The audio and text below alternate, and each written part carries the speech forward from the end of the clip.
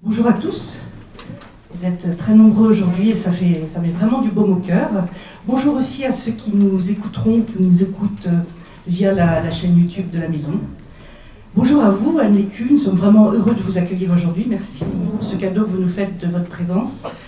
Vos lecteurs se réjouissent de vous écouter et puis nous tous, d'entendre votre parole sur la conversion dans la Bible.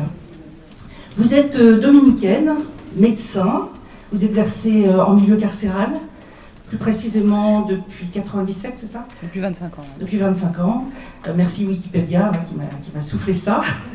Depuis 25 ans à Fleury-Mérogis, dans une prison de femmes.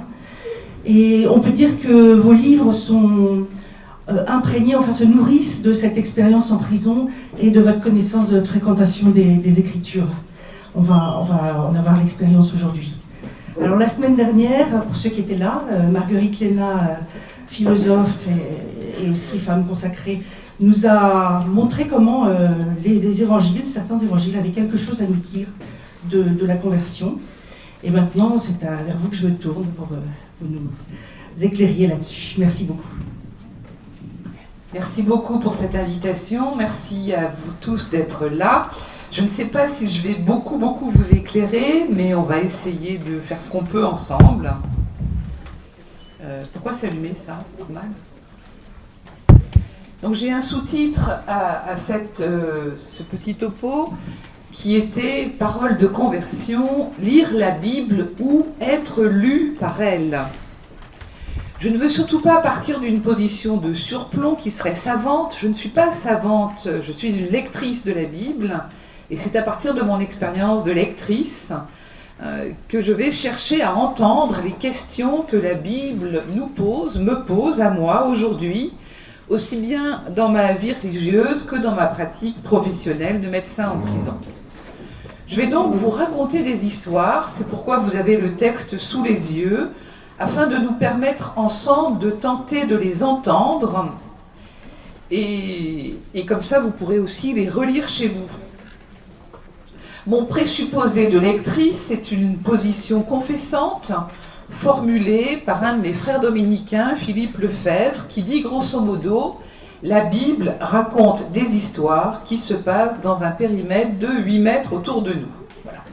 Des histoires d'amour, des histoires de haine recuite, des histoires de jalousie, des histoires d'émerveillement, de conversion, de courage, de lâcheté, bref, nos vies. Alors je vais vous donner 7 petites vignettes. Première histoire que vous trouvez dans vos feuilles, Actes chapitre 8, versets 26 à 39. L'histoire de Philippe et de l'eunuque, qui n'est pas très connue. L'ange du Seigneur adressa la parole à Philippe en disant « Mets-toi en marche en direction du sud, prends la route qui descend de Jérusalem à Gaza, elle est déserte. » Et Philippe se mit en marche. Or, un Éthiopien, un eunuque, haut fonctionnaire de Candace, la reine d'Éthiopie, et admirateur de tous ses trésors, était venu à Jérusalem pour adorer. Il en revenait assis sur son char et lisait le prophète Isaïe. L'Esprit dit à Philippe « Approche et rejoins ce char. » Philippe se mit à courir et il entendit l'homme qui lisait le prophète Isaïe. Alors il lui demanda « Comprends-tu ce que tu lis ?»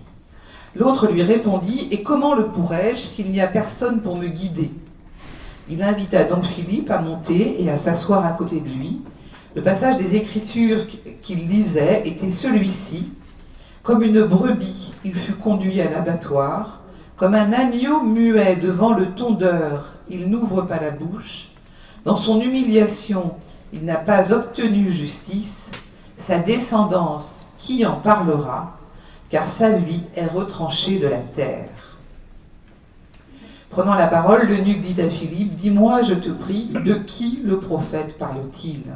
De lui-même ou bien d'un autre ?» Alors Philippe prit la parole et à partir de ce passage de l'Écriture, il lui annonça la bonne nouvelle de Jésus. Comme ils poursuivaient leur route, ils arrivèrent à un point d'eau et l'eunuque dit, « Voici de l'eau, qu'est-ce qui empêche que je sois baptisé ?» Il fit arrêter le char, ils descendirent dans l'eau tous les deux, et Philippe baptisa l'eunuque.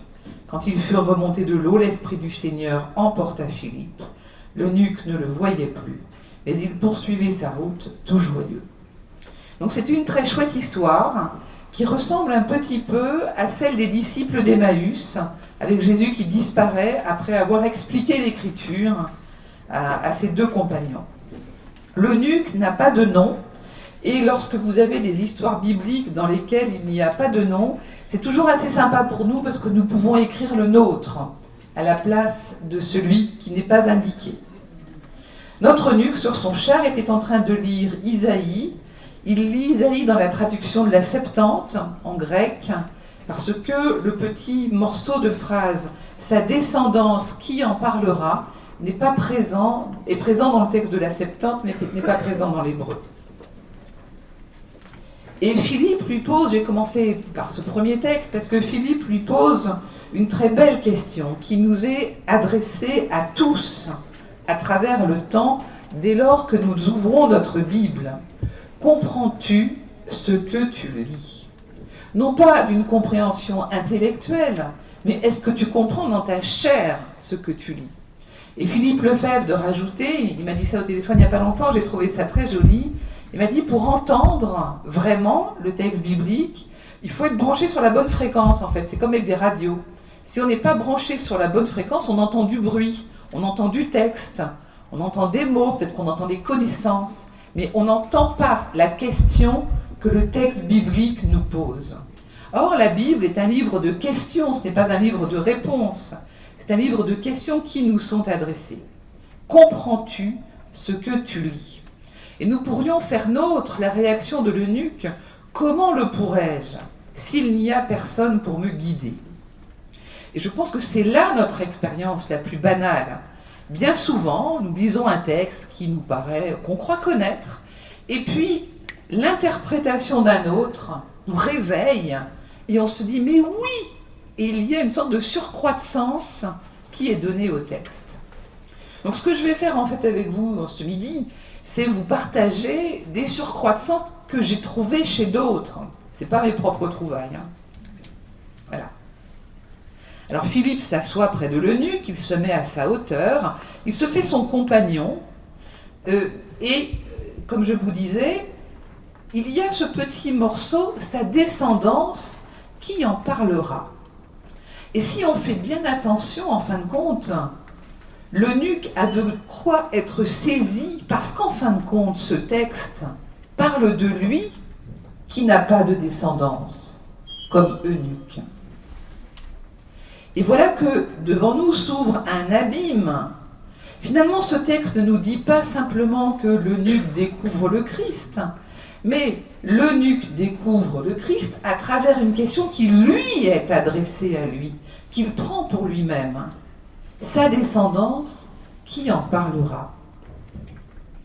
L'eunuque, bien que grand et riche fonctionnaire, est d'abord un homme amputé dans sa chair, sans descendance, voué à l'effacement. D'où sa question vive. Dis-moi, je te prie, de qui le prophète parle-t-il ? De lui-même ou bien d'un autre ?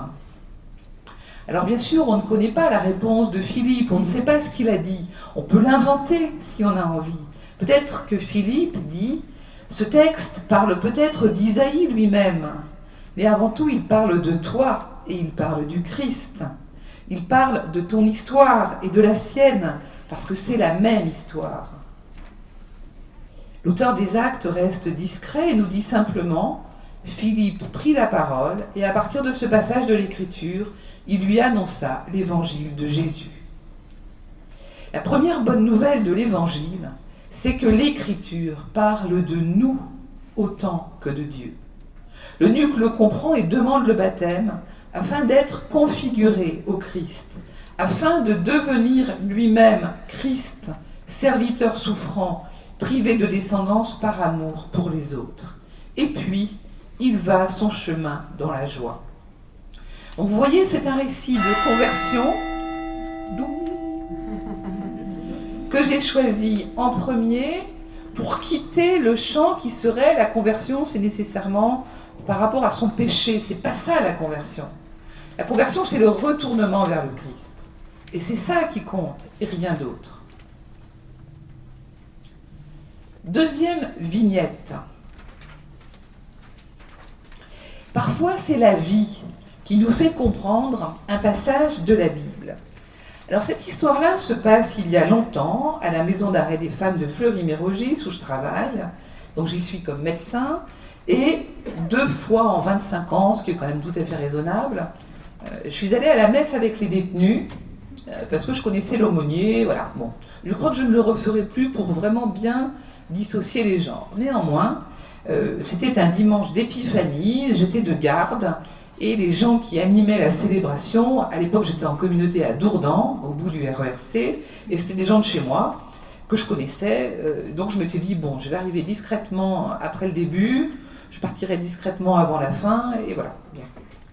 Il y avait en gros les 2/3 de la prison qui étaient là, aujourd'hui ce serait moins le cas, je pense, il y a quand même beaucoup moins de pratiquants. Néanmoins, il y avait les 2/3 des détenus qui étaient là, donc sur 300 détenus, il devait y en avoir bien 180 à la messe, ce qui en faisait la paroisse la plus pratiquante de France. Bien. Il y avait une grande croix dans la salle polyvalente, accrochée sur le mur, comme à chaque célébration, et un crucifié accroché sur cette croix. Et puis devant l'autel, il y avait une petite crèche. Voilà. Et donc, à cette célébration, il y avait les personnes de la prison que je connaissais, donc en plus, la maison d'arrêt des femmes, on récupère, si je puis dire, les gens qui sont arrêtés à Roissy. Donc ça donne un côté très international, avec en gros 70 nationalités. Dans le lot, il y a des catholiques, des pas très catholiques, des vaguement chrétiennes, des évangélistes, des musulmanes, des femmes pas spécialement croyantes, mais qui viennent à la messe parce que ça les sort. Tout ce petit monde-là a bien compris que pour communier, celles qui n'étaient pas catholiques, elles s'avançaient devant l'autel les bras croisés. Bon. Donc la célébration se déroulait normalement, et puis au moment de la communion, donc elles s'avancent toutes, et je vois qu'une dizaine d'entre elles, notamment des patientes à moi, des femmes très abîmées par la vie, toxicomanes, braqueuses de vieilles dames, etc., plus de vieilles dames que de vieux monsieur d'ailleurs, tombent à genoux devant la croix. Voilà. Et c'était très bouleversant en fait. Parce que personne ne leur avait demandé de le faire. Et les aumôniers après m'ont dit, bah oui, que c'était courant, que c'était à chaque célébration. Mais ce dont j'ai eu le sentiment, c'était que devant le Christ crucifié, elles comprenaient intuitivement que ce type-là était comme elles, qu'il était condamné comme elles, et que donc il était de leur côté. Et cette scène m'a marquée en ce sens que j'ai relu à la suite de ça l'évangile de Jean, et je vais vous en faire part. Et j'ai compris comment la croix nous sauve. Enfin, j'ai compris un peu comment la croix nous sauve. En ce sens que le Christ choisit accepte d'être confondu avec les méchants, à tel point que le centurion de service ne peut pas savoir que celui du milieu est l'innocent par l'excellence, entouré de coupables. Il a choisi d'être à cette place-là pour réconcilier dans sa chair les uns et les autres, les coupables et les innocents, les hommes et les femmes, les victimes, les esclaves et les hommes libres, etc. Et ces femmes-là de la prison, en se mettant à genoux et en pleurant devant Jésus crucifié, je pense qu'elles comprenaient qu'il était à leur hauteur, qu'il était à leur niveau, qu'il n'y avait pas besoin de se faire un torticolis pour lui parler, qu'il était l'un d'elles, en fait. Alors je suis retournée lire le chapitre 3 de l'Évangile selon saint Jean, que vous avez sur vos feuilles. Comme Moïse éleva le serpent dans le désert, ainsi faut-il que soit élevé le Fils de l'homme, afin que quiconque croit ait en lui la vie éternelle. Car Dieu a tant aimé le monde qu'il a donné son Fils, l'unique engendré, afin que quiconque croit en lui ne se perde pas, mais ait la vie éternelle. Car Dieu a envoyé le Fils dans le monde pour juger le monde, car Dieu n'a pas envoyé le Fils dans le monde pour juger le monde, et pour que le monde soit sauvé par son entremise. Je m'arrête là pour l'instant. Alors c'est un texte très important, cette histoire de serpent et de Moïse, qui fait référence au livre des Nombres. Vous irez lire attendez, peut-être même que je vous l'ai mis. Non, je ne vous l'ai pas mis. Vous irez lire le chapitre 21 du livre des Nombres, où, en fin de compte, je vous raconte vite fait, les Hébreux ont quitté l'Égypte, Ils traînent dans le désert pendant des années, ils en ont super marre de manger de la manne à chaque petit déjeuner, et en plus ça dure longtemps, ça se passe pas bien, ils râlent, ils regrettent l'esclavage en fait, parce que c'est dur d'être libre, et certains en plus de ça se font mordre par des serpents, et ils en meurent. Alors Moïse intercède pour le peuple, et Dieu dit à Moïse, « Fais-toi un serpent brûlant et dresse-le au sommet d'un mât. Tous ceux qui auront été mordus, qu'ils le regardent, alors ils vivront. » Moïse fit un serpent de bronze et le dressa au sommet d'un mât. Quand un homme était mordu par un serpent et qu'il regardait vers le serpent de bronze, il restait en vie. Alors, quand on prend l'évangile de Jean tel qu'il est écrit, qu'est-ce qu'on constate ? Eh bien, que le Christ a pris la place du serpent. Finalement, le serpent, dans la Bible, c'est l'accusateur, le Satan, le diviseur, diabolos. Et le premier jugement que raconte l'Évangile, c'est le jugement de Dieu par les hommes. Jésus a accepté ce jugement. Il a choisi d'être posé à cette place-là, afin qu'il n'y ait plus de place pour le serpent. Il a pris la place du serpent. C'est pas banal. Et si vous vous souvenez, si par hasard vous êtes allé à la célébration du mercredi des cendres, si vous vous souvenez de la lecture qu'on fait ce jour-là, la seconde lecture, celle de Paul, c'est un texte de la deuxième épître aux Corinthiens, chapitre 5, verset 21, qui dit cette phrase complètement dingue. « Celui qui n'avait pas connu le péché, Dieu l'a fait pécher pour nous, P-E-C-H-E, afin qu'en lui, nous devenions justice de Dieu. » Jésus est confondu avec les pécheurs, déposé à la place du péché, afin qu'il n'y ait plus de place pour le péché. Qu'est-ce que ça veut dire pour nous ? Je crois que ça veut dire que dans nos vies, rien n'est indigne du Christ, y compris notre péché. Et que ce qui compte, ce n'est pas de passer notre temps à nous demander si nous avons péché ou pas, ce qui est encore une forme de nombrilisme, mais c'est de contempler le Christ, de tourner notre regard vers lui, ce que fait le bon larron, en fait. Et ce que faisaient ce jour-là les femmes de la prison en contemplant le crucifié. Alors ensuite, on peut continuer la lecture de ce texte. Je vous l'ai mis parce qu'il est vraiment compliqué, donc ça vaut le coup de le prendre morceau par morceau. Dieu n'a pas envoyé son Fils dans le monde pour juger le monde, mais pour que le monde soit sauvé par son entremise. Est-ce que nous le croyons ? Prenez le temps de vous demander, est-ce que je crois que c'est vrai ? Et puis vient un passage plus difficile. Qui croit en lui n'est pas jugé. Qui ne croit pas est déjà jugé parce qu'il n'a pas cru au nom du Fils unique engendré de Dieu. On peut se dire que c'est contradictoire avec le verset qui précède. Le jugement que nous pouvons porter sur nos œuvres n'est pas celui que Jésus porte, lui qui prend notre défense et porte sur lui la malédiction pour nous en délivrer. Le fait de prendre la place du serpent, c'est qu'il prend la place du maudit pour que nous soyons saufs de toute forme de malédiction. Il me semble que ce que suggère ce texte, une interprétation parmi d'autres, c'est que c'est croire cela qui nous sauve. C'est croire que le Christ a pris la place du serpent, qu'il a pris la place de la malédiction qui nous sauve. Ça veut dire qu'il n'y a plus de malédiction, que le péché n'est pas une malédiction, que la maladie n'est pas une malédiction, que la mort n'est pas une malédiction. Nous avons été délivrés de la malédiction par le Christ qui porte sur lui seul toute forme de malédiction. Et du coup, je voudrais vous donner, pour essayer de comprendre ce texte, un autre passage de l'évangile de Jean, que vous n'avez pas mais que vous connaissez bien. C'est celui de la femme adultère au chapitre 8. Vous vous souvenez de l'histoire, je ne vous la raconte pas. Il y a une femme qui est posée au milieu parce qu'elle a été prise en flagrant délit d'adultère.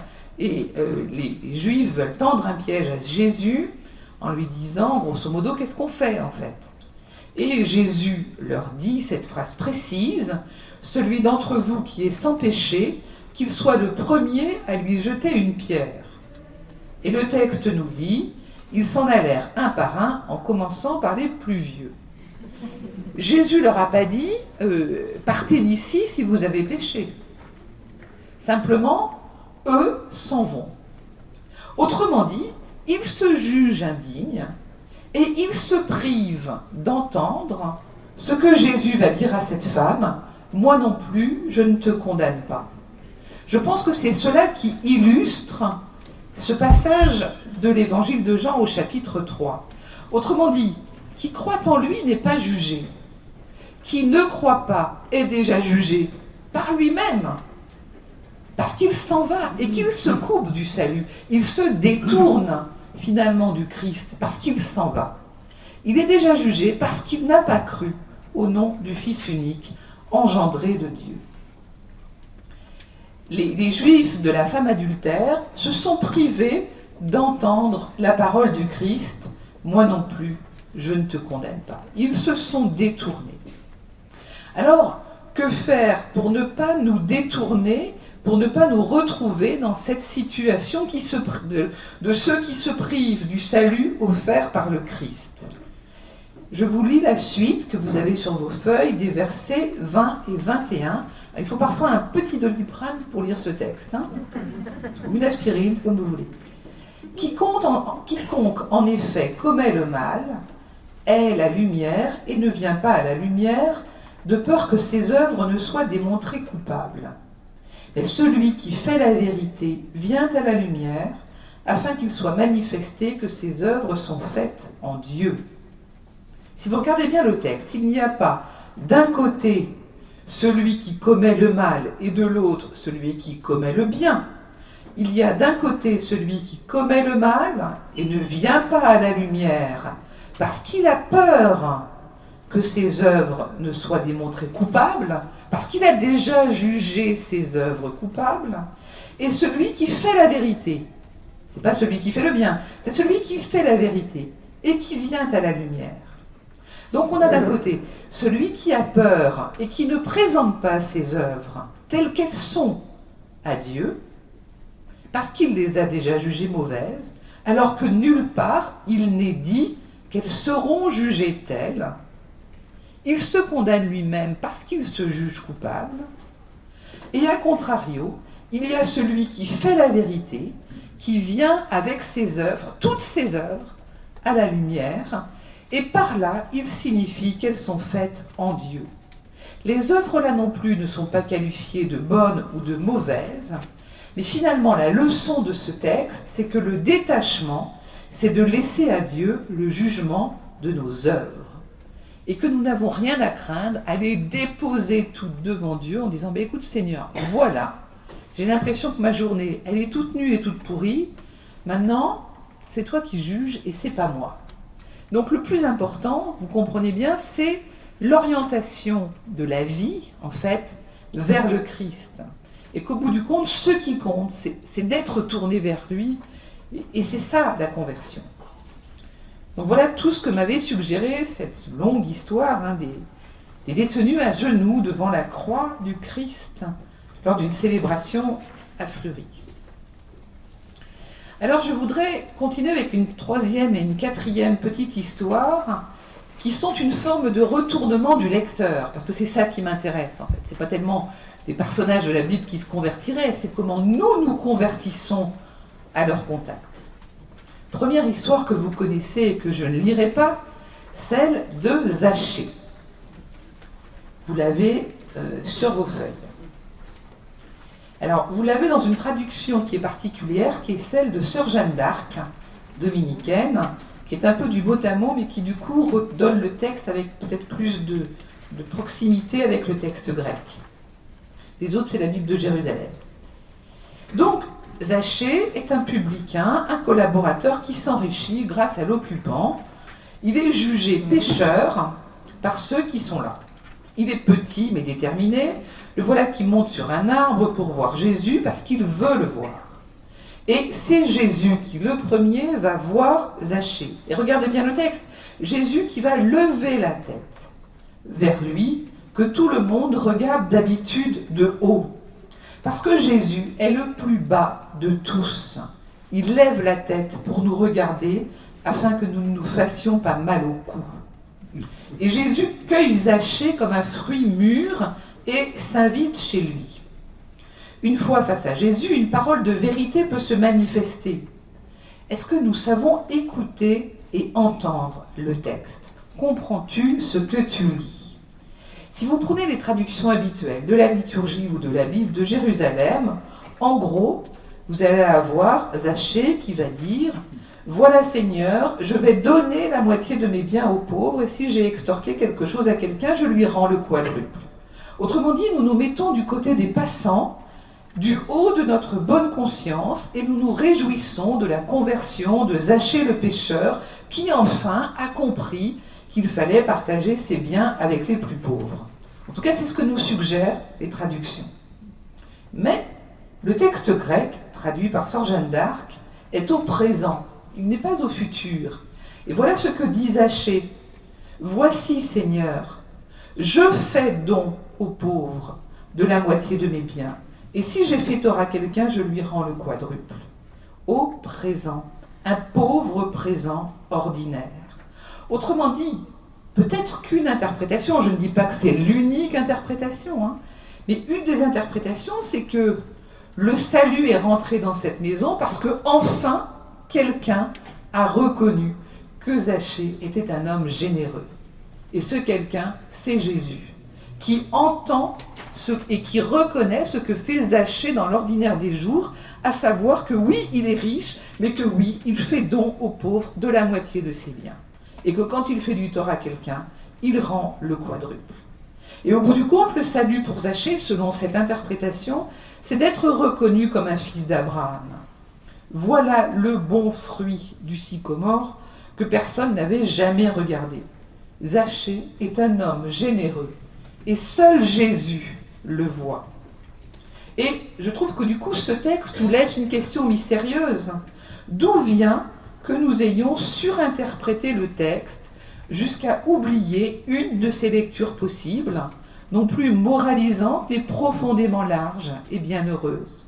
Pourquoi avons-nous tellement besoin d'assister à la conversion de Zachée, comme si nous voulions toucher du doigt l'efficacité de sa rencontre avec Jésus?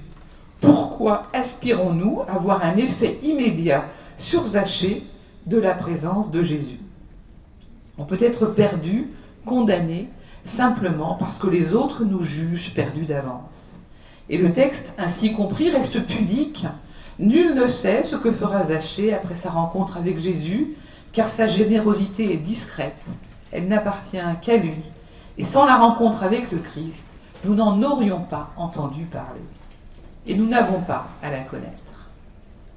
Elle est tellement discrète qu'elle se cache sous les traductions forcées. Un peu dans le même esprit, une quatrième histoire, celle du fils prodigue, que je ne relirai pas, sinon on y est encore demain, parce que vous la connaissez. Un homme avait 2 fils. Le cadet de la parabole réclame son patrimoine et le père leur donne à chacun, alors le grec dit son bien, en grec bios, qui veut dire aussi la vie. Alors le plus jeune part vers un pays lointain, il disperse son patrimoine en vivant, nous dit le texte, hors du salut, il dépense tout, et le texte ne nous dit pas ce que ça veut dire que de vivre hors du salut. Mais, là encore, nous avons des précompréhensions dans la tête, et nous avons coutume de penser que ce jeune fils prodigue a passé son temps à faire la fête avec les prostituées.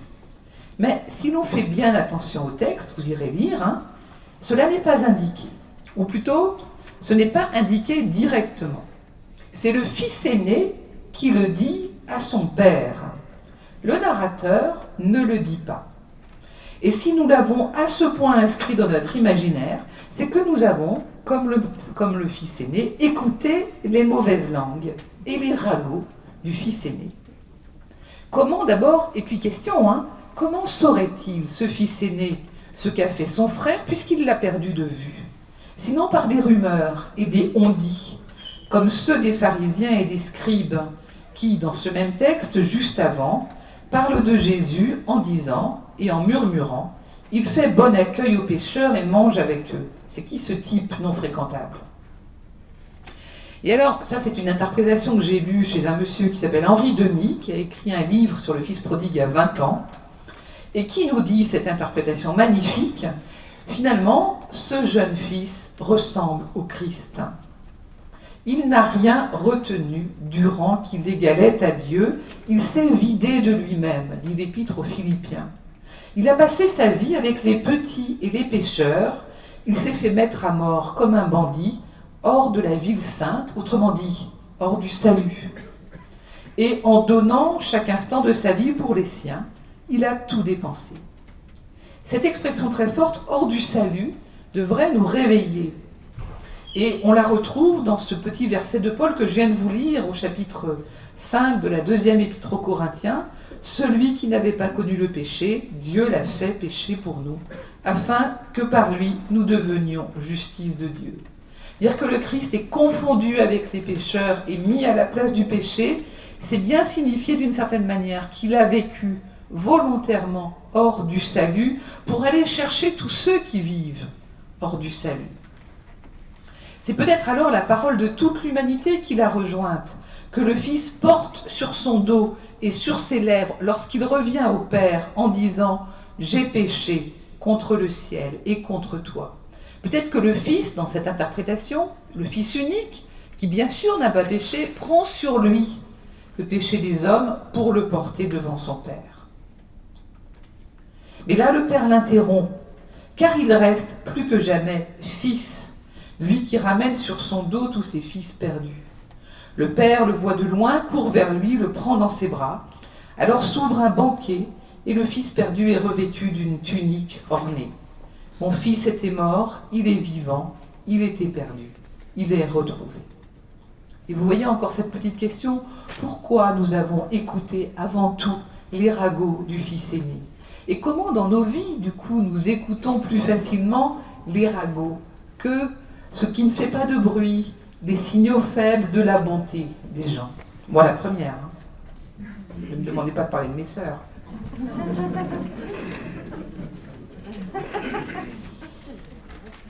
Alors, le temps passe. Du coup, je vais passer...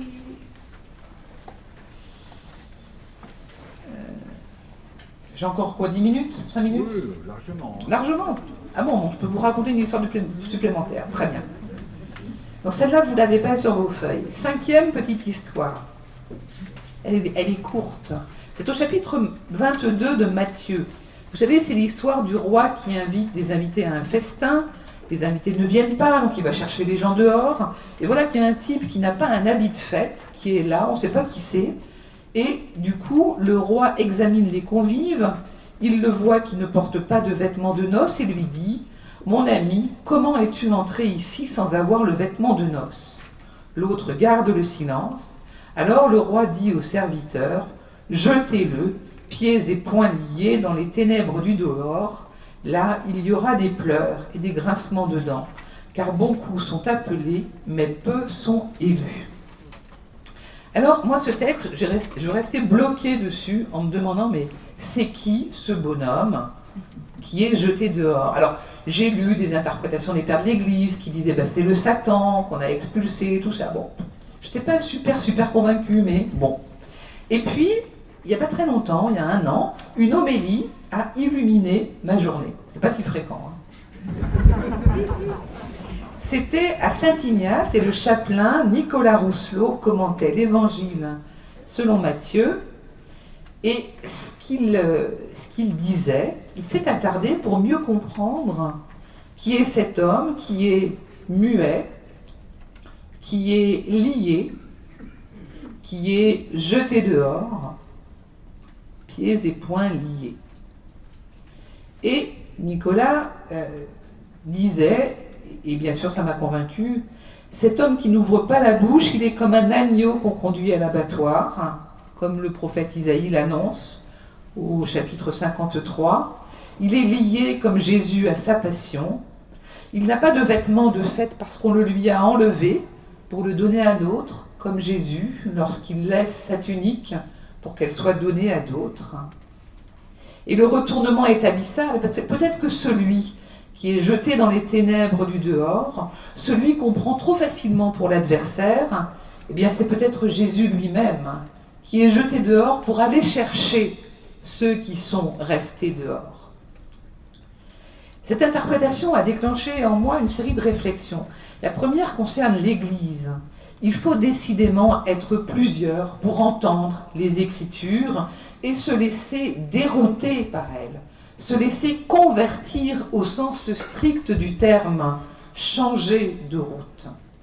La grandeur de la parole se déploie quand des hommes ou des femmes, ayant été bouleversés par une parole ou une interprétation, la transmettent à d'autres et littéralement donnent la parole. Je crois que prêcher, c'est donner la parole, au sens strict du terme, donner la parole pour que les autres s'en saisissent et l'entendent et à leur tour la donnent à d'autres, comme un cadeau qu'on fait à d'autres. La conversion dans les Écritures, pour moi, c'est ça. Comment nous convertissons notre regard sur un texte pour l'entendre tout d'un coup à nouveau frais, avec comme principe premier de lecture le mystère pascal, la mort et la résurrection du Christ. Et je crois que c'est cela l'Église, c'est découvrir ensemble cette parole. Et il me semble que la prison où je travaille m'a aussi appris à lire ces textes de la sorte. Alors pour conclure, je voudrais m'attarder sur deux petites scènes de l'évangile de Jean, le chapitre 13 et le chapitre 17. Ce sera donc là, alors je ne sais plus où j'en étais, 5, 6 et 7 scénettes. Tout d'abord le lavement des pieds, et je vous invite, puisqu'on est en temps de carême, à lire les chapitres 13 à 17 de l'évangile de Jean, ne pas vous lasser de les lire, notamment lors de la Semaine Sainte. Dans la tradition dominicaine, on lit ces 5 chapitres après la célébration de la Cène, dans la grande veillée qui nous conduit au vendredi, la nuit, on lit ces 5 chapitres. Alors il se trouve que je suis allée, donc je vous ai dit que je suis allée 2 fois à la messe avec les détenus, donc là, je vous ai raconté la deuxième, et là je vais vous raconter la première. J'étais toute jeune, j'étais encore chez les hommes, parce que j'ai travaillé 4 ans chez les hommes, et l'aumônier était un frère dominicain, et c'était le jeudi saint, et donc moi naïvement je lui ai dit, est-ce que tu crois que je peux venir? Il m'a dit, écoute, je réfléchis, on verra. Bon, il a réfléchi, il m'a dit, oui, tu viens, il n'y a pas de problème, très bien. Et alors c'était assez rigolo, parce que moi j'étais vraiment encore, je pense, assez naïve. L'aumônier avait fait sortir les bassines en plastique de détention avec marqué administration pénitentiaire. Il y avait les serviettes éponges de détention. Les détenus, ils voulaient surtout pas qu'on leur lave un pied, mais 2 pieds, et puis les mains, et puis tout le reste, exactement comme dans l'évangile. Et au fond de la salle polyvalente, il y avait un surveillant qui lisait l'Équipe. Ce qui fait que maintenant, quand j'entends ce texte de l'évangile, je vois toujours au pied de la croix de Jésus des mecs qui lisent l'Équipe. Bien. Et écoutez bien, alors il se trouve qu'après, longtemps après, j'ai fait un groupe biblique à Dourdan, sur l'évangile de Jean justement, et j'ai pris conscience de la puissance de cette scène du lavement des pieds. Qu'est-ce qui s'y passe? Je vous lis quand même un peu le début. Avant la fête de la Pâque, sachant que l'heure était venue pour lui de passer de ce monde à son Père, Jésus, ayant aimé les siens qui étaient dans le monde, les aima jusqu'au bout. Au cours d'un repas, alors que le diable a déjà mis dans le cœur de Judas, fils de Simon, l'intention de le livrer, Jésus, sachant que le Père a tout remis entre ses mains, qu'il est sorti de Dieu et qu'il s'en va vers Dieu, se lève de table, dépose son vêtement, prend un linge qu'il se noue à la ceinture, puis il verse de l'eau dans un bassin. Alors il se mit à laver les pieds des disciples et à les essuyer avec le linge qu'il avait à la ceinture. Ce texte a des harmoniques multiples et merveilleuses, on pourrait y passer 1 heure, je voudrais en retenir une. Voilà Jésus qui se met à genoux devant les siens pour leur laver les pieds.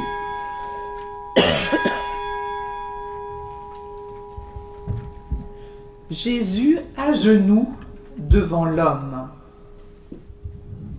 C'est ça le visage de la miséricorde.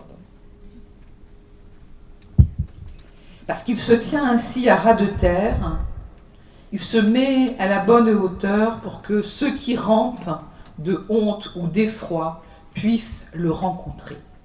Les courbés, les vaincus, peuvent à ce moment-là regarder Jésus les yeux dans les yeux, et il lave les pieds de tout le monde, et il lave les pieds de Judas, en leur disant bien que sinon, s'ils ne lavent pas leurs pieds, ils n'auront pas part avec lui. Et ce faisant, vous irez voir dans les petites notes de la Bible, il reprend le texte des Hébreux dans le Saint des Saints lors de l'Exode, où il y a une cuve pour se laver les mains, à côté de la table du sacrifice, pour avoir part au sacrifice. Donc, Jésus s'agenouille. Et ce n'est pas seulement une leçon d'entraide qu'il nous donne. Quand il se met à genoux, Jésus offre le sacrifice d'action de grâce. Il s'offre, lui, en sacrifice d'action de grâce. Qu'est-ce que ça veut dire? Je crois qu'il remercie le Père du cadeau que nous sommes pour lui. Je voudrais faire un petit détour et vous irez lire au chapitre 10 du même évangile de Jean, dans le passage sur le bon berger, il y a une petite phrase que vous connaissez. « Mes brebis écoutent ma voix, je les connais et elles me suivent. Je leur donne la vie éternelle, elles ne périront jamais. » Et ce qu'on a l'habitude d'entendre, c'est « Mon Père, quant à ce qu'il m'a donné, est plus grand que tous. Nul ne peut rien arracher de la main du Père. » Mais on peut parfaitement traduire, le grec est tout à fait possible, il est possible de traduire « Mon Père, ce qu'il m'a donné est plus grand que tout. » Autrement dit, nous sommes le cadeau que le Père fait au Fils. C'est pourquoi Jésus, quand il se met à genoux, il se met à genoux devant le temple que nous sommes. Il remercie son Père de la vie des hommes. Et je trouve que ça donne une ampleur beaucoup plus grande à ce texte. En nous lavant les pieds, Jésus rend grâce à son Père d'avoir fait de la vie des hommes sa maison, de notre corps son temple. Et si la création est la joie du cœur de Dieu, et si l'homme est le bouleversement de ses entrailles, aimer les siens jusqu'à la fin, c'est les aimer jusqu'à ne rien retenir d'autre que la joie de leur présence, et louer le Père. Voilà ce que fait le Fils à cette heure pourtant si grave. Il continue de remercier le Père. Il s'agenouille devant le temple de Dieu que nous sommes, y compris Judas, qui vient de le vendre, et Pierre, qui va le trahir. D'où la suite de ce texte. Comprenez-vous ce que je vous ai fait? Un peu en écho de la première question de ce topo, Comprends-tu ce que tu lis? Mais ce n'est pas sûr que nous osions aller jusque-là dans la compréhension. Parce qu'il nous dit bien, c'est un exemple que je vous ai donné pour que vous fassiez vous aussi comme moi j'ai fait pour vous. Et faire comme lui fait, ce n'est pas seulement nous rendre service mutuellement, c'est nous mettre à genoux devant l'autre pour remercier le Père du cadeau qu'il est pour nous. C'est ça, je crois, le sacrifice d'action de grâce.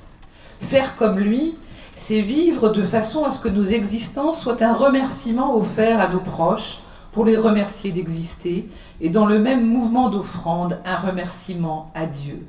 C'est reconnaître que nous sommes temple de l'Esprit, ensemble, maison de Dieu. Enfin, dernière et septième petite scène, là, dans le prolongement de celle-ci, au chapitre 17, la grande prière de Jésus à son Père.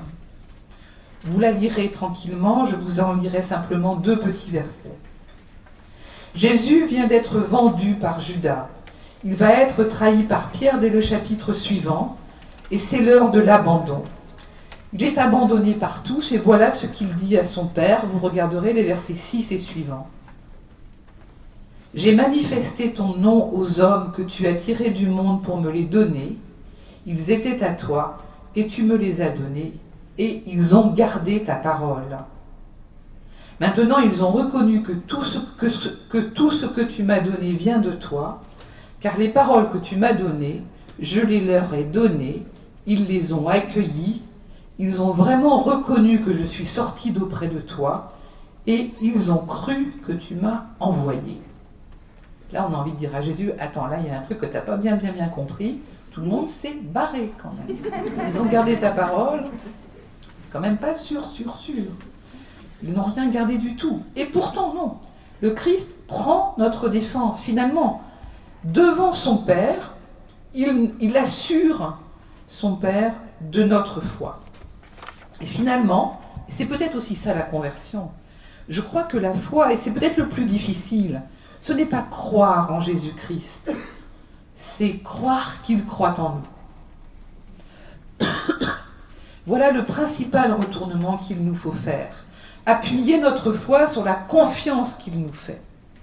Et l'Église, si elle est fragile, bouleversée, peut-être même parfois terrassée par ce qui lui arrive, elle peut s'appuyer sur la foi du Christ, alors même qu'elle ne peut pas s'appuyer sur sa propre foi. Mais si le Christ croit en nous, oui, nous pouvons nous appuyer sur lui. La marche vers Pâques, dans laquelle nous sommes entraînés ensemble, portés par la foi des uns des autres, c'est peut-être cela. Croire en l'indéfectible patience de Dieu, qui ne demande qu'une chose, que nous nous tournions vers lui, présent dans les plus petits qui nous entourent. Car tous nous sommes ensemble, temple de l'Esprit, une maison pour Dieu, un cadeau du Père au Fils. Il se peut que notre foi vacillante soit mystérieusement portée par la foi des détenus, des pauvres, des malades, des vieillards isolés, mystérieuse communion des saints.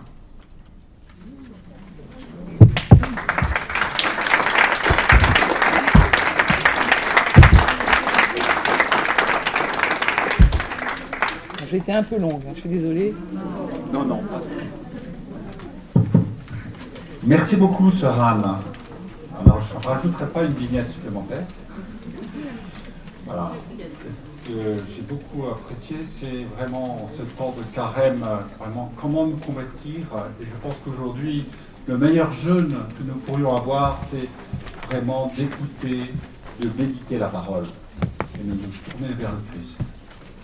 Alors, qu'est-ce qui veut avoir quelques questions, explications, questionnements par rapport au texte proposé par sœur Anne Je laisse la parole à qui veut la prendre.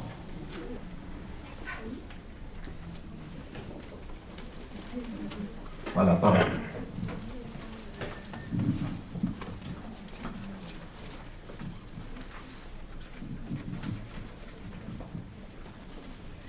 En fait, j'ai repensé aux détenus qui sont tombés au pied de la croix de Jésus en pleurant.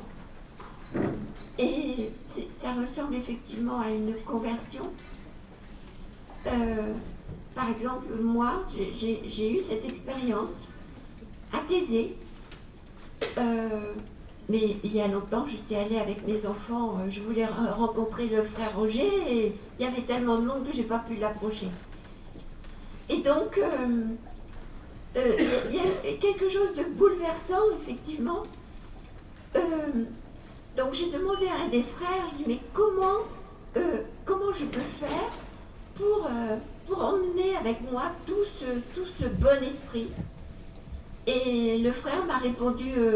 simplement, enfin ça va vous paraître banal, l'Esprit Saint est partout avec nous. Et alors, je me suis mise à pleurer, vraiment. J'essaie de me cacher pour pas que les enfants me voient pleurer, parce que je disais ça va les bouleverser. Mais je me suis mise à pleurer toutes les larmes de mon corps. Pourquoi? Mais je sais pas. Bah non. Mais je veux dire... c'est très fort. Merci.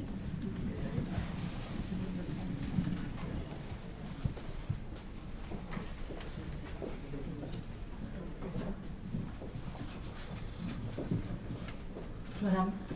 Moi, ce que j'ai beaucoup apprécié dans votre explication, enfin dans les textes que vous avez lus et les interprétations que vous avez données, c'est d'aller chercher derrière les phrases et derrière les questions. Moi, ce que je trouve le plus difficile dans tout ce que je lis, c'est que comme vous l'avez dit, il n'y a jamais de réponse, hein, ou il peut y avoir deux réponses en fonction de notre moment de vie, de ce que l'on... Une réponse différente pour quelqu'un d'autre, mais c'est jamais franc, il faut toujours aller chercher. Eh ben. Voilà, vous nous avez donné plusieurs exemples de recherche de textes, et voilà, je voulais vous remercier pour cette interprétation supplémentaire. Merci.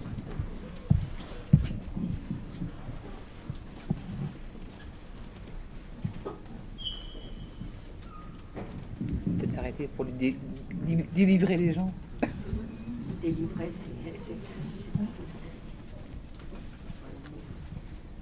Votre réaction?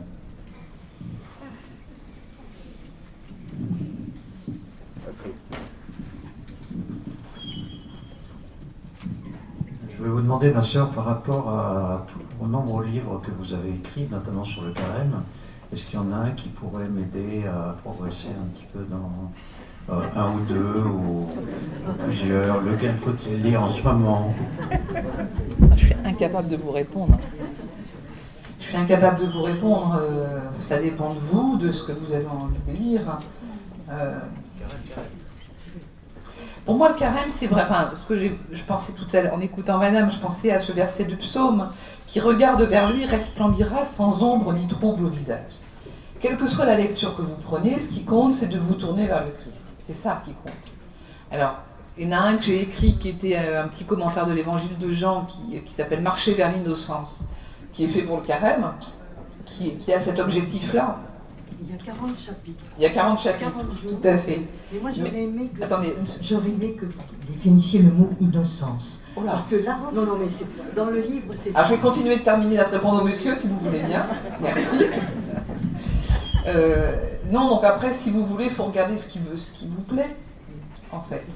Il y a un truc sur les parfums, il y a celui sur la miséricorde, tu as couvert ma honte qui est en poche, en plus il n'est pas trop cher. C'est sur la miséricorde, ça peut être aussi une lecture de carême, mais moi j'ai envie de vous dire, ce qui compte comme lecture de carême, c'est de lire l'évangile, en fait. C'est pas de lire des livres, hein, c'est de lire l'évangile.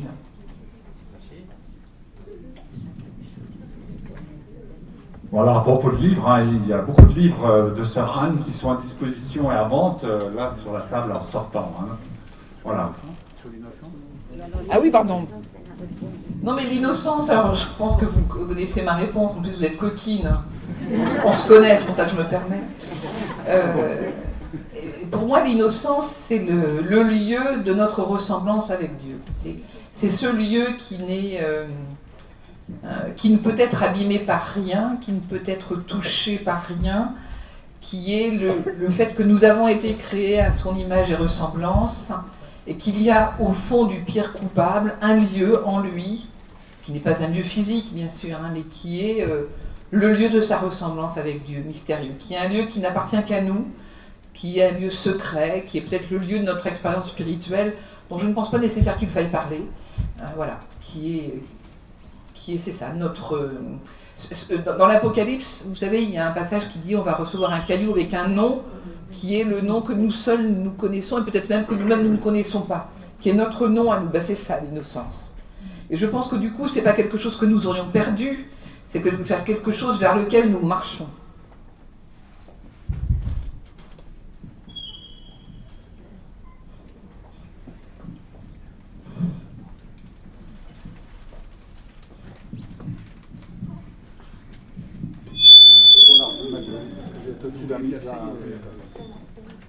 Non, mais c'est parce que j'avais le mien allumé. C'est à cause du haut-parleur. Non, il est là au-dessus. Restez là, restez là. Oui, merci beaucoup. Moi, je voulais simplement revenir sur la question de Madame. Il y a parfois quand même des... Dans la parole, il y a des échos et il y a des interprétations différentes qui sont absolument extraordinaires. On n'a jamais fini d'épuiser le sens. Ça tient souvent au fait que aussi les traductions sémitiques grecques renvoient sur des mots qui ont double sens ou des sens parfois même opposés, donc ça ouvre des possibilités absolument extraordinaires. Mais ce dont je voulais témoigner, c'est le fait que il y a quelques semaines, je me suis retrouvé dans un groupe de Lectio Divina où on a travaillé sur les béatitudes et sur malheureux êtes-vous. Et la question de malheureux êtes-vous nous travaillait. On est on est allé chercher le sens grec du mot et on est tombé sur le mot hélas. Oui. Bon. Et quelques semaines après, j'ai reçu la revue Études du mois de mars et je suis tombé sur un texte de vous où vous expliquez exactement la même chose. Ça ne veut pas dire qu'il y a communion des saints ou il y a les grands esprits qui se rencontrent, c'est pas ça le sujet. C'est le fait que on a souvent dans la vie la parole en fait fonctionne un peu en écho. Il peut nous être donné à travers des rencontres, mais également à travers des lectures, voire même à travers des films, des confirmations un peu d'intuition que l'on a sur l'interprétation qu'on peut recevoir de la parole. Voilà, c'est tout ce que je voulais dire. Merci. Merci. Il y a encore une... Ah oui, merci. J'arrive. Merci pour votre je sais pas comment dire, conférence, oui. Est-ce que vous pouvez m'éclairer sur la patience et la confiance? Vous en avez parlé, mais j'ai pas bien compris. Il y a un lien entre les deux, non? La patience et la confiance. Ouais. Je suis pas du tout sûre d'en avoir parlé. Vous avez parlé de la patience de Dieu. La patience de Dieu. J'ai parlé de la patience de Dieu. Ça alors? Ben, je m'en suis pas rendu compte. On a bien écouté. À quel endroit j'ai parlé de la patience de Dieu? D'accord. Non, sur la confiance, la confiance et la foi, ça a quelque chose qui a à voir. Le Christ, quand il dit à son Père, ils ont gardé ta parole, alors qu'en gros, c'est pas tout à fait le cas. Je pense qu'il se fait notre avocat, il prend notre défense, en ce sens qu'il assure son Père de la capacité des hommes à porter maladroitement, mais voilà, peut-être dans la force de l'esprit justement, l'évangile. Et donc il nous fait confiance, y compris si, c'est peut-être là où j'ai parlé de patience, j'en sais rien, y compris si ça va pas de soi en fait. Oui, ça va pas de soi, peut-être qu'il nous faut une vie à nous, entière, pour arriver à croire que le Christ croit en nous. Il faut du temps pour ça. Puis parfois on l'oublie, puis on le retrouve. Je sais pas ce que je peux vous dire.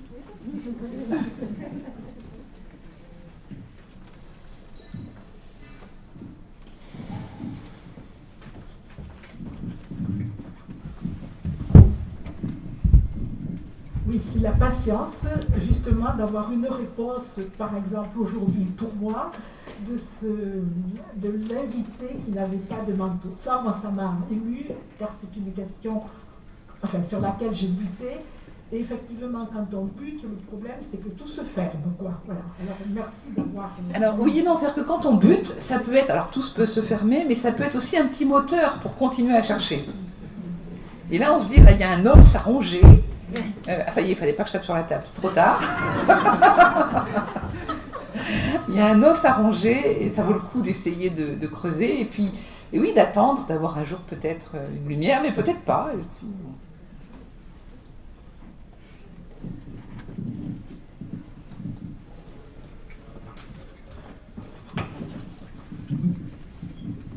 Je reviens encore sur ce mot patience, mais en fait, Dieu pour lui, enfin le Christ était, pour lui tout était présent, si vous voulez.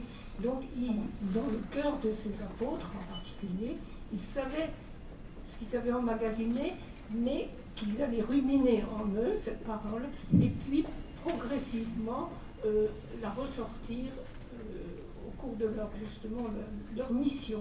Pour l'instant, ils n'avaient pas encore ils n'avaient pas encore la pensée qu'ils auraient une mission énorme à faire et que le Christ leur fait confiance déjà, alors qu'il y a quand même Pierre qui est en partie prévu comme étant leur chef, et bien lui, il le trahit.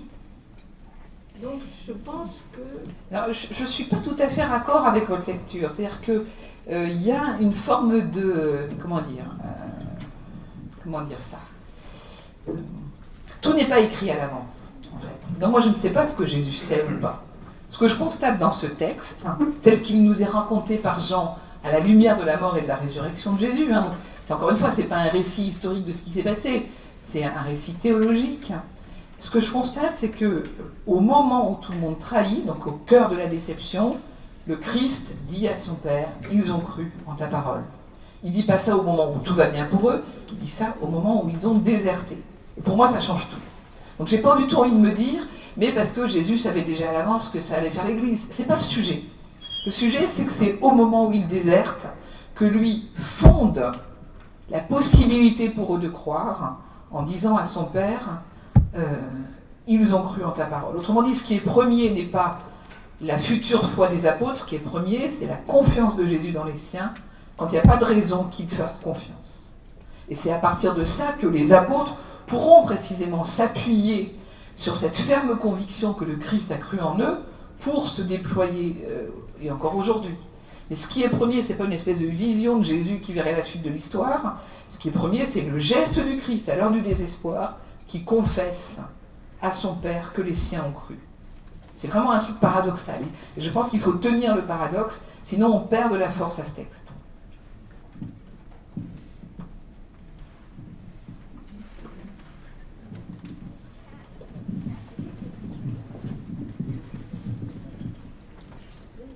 Alors, j'ai pas écrit des textos pendant toute la conférence. Vous auriez dû. Bonjour ma sœur. C'est sœur Anne-Philippe, c'est ça votre nom? Non, pas du tout, Anne Lécu. Mais sœur Anne-Philippe Lécu. Pas Philippe, non. Non, y a pas parce qu'en fait, vous avez été pour nous... Pas du tout. Mais pourtant, votre premier texte, n'était-ce pas l'eunuque qui ne comprenait pas les Écritures mais non. Et qui a été guidé par Philippe? On est d'accord, mais non. Donc vous avez été pour nous Philippe aujourd'hui. Si vous voulez, mais moi les frères Philippe me sont pardon. écho. Je suis désolée. Il n'y avait pas du tout Oui, non, de mais lien avec cette histoire-là. Forcément. Pour moi, c'était alors on peut dire un des sept qui a été institué, Philippe, qui a donc été permettre à l'eunuque de rencontrer les Écritures avec intelligence. Et c'est en ce sens-là, ça n'a rien à voir. Mais merci de faire préciser comme ça. Ceux qui nous suivent ont bien compris qu'il ne s'agit pas d'une confusion.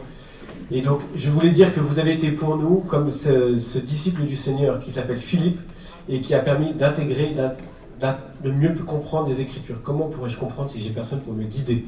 Mais vous avez été cela pour nous aujourd'hui. Merci. Voilà. C'est dur, hein, s'exprimer.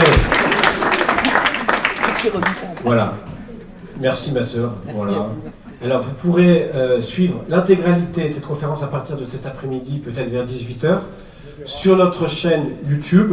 Donc, vous pourrez la retrouver. Il en est ainsi pour chacune d'entre elles. Vous trouverez les ouvrages de sœur Anne Lécu. C'est riche, hein, comme nom. Facile. À la sortie, s'il n'y en a plus, on vous passe commande, vous pourrez tous les retrouver. La semaine dernière, c'était donc Marguerite Léna. La semaine prochaine, Elena Lassida. Voilà. La conversion nécessaire pour le monde d'aujourd'hui qui couvre et la nature, mais aussi le cœur de l'homme et la relation économique, car tout est lié, tout est confié et tout est fragile. Donc Elena Lassida qui va nous entrer dans Laudato Si. Voilà, nos conférences de carême se poursuivent donc ainsi de jeudi après jeudi, de 12h45 à 14h. Merci ma sœur, bonne journée à tous.